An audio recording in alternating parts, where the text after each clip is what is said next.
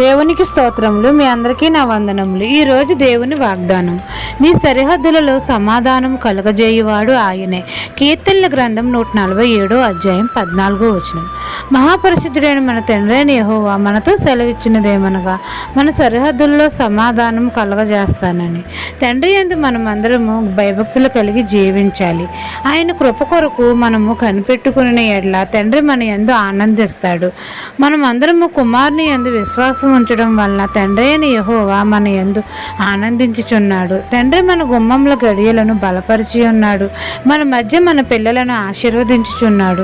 మన సరిహద్దులలో సమాధానం కలగజేయవాడు ఆయనే.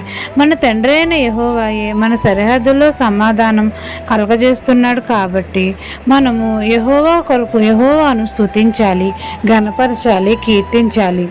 మనకు విరోధంగా రూపించబడిన ఏ ఆయుధము వర్ధిల్లకుండా చేస్తాడు. మన సరిహద్దుల్లో సమాధానం కలగజేసి మన గృహం చుట్టూ తన కాపాడే దూతలను కాపుదలుగా ఉంచుతాడు. ఈ దిన వాగ్దానం నా జీవితంలో నెరవేరాలని కోరుకుంటూ దేవుని సువార్త పరిచర్యలో మీ సహోదరి. ఆమెన్.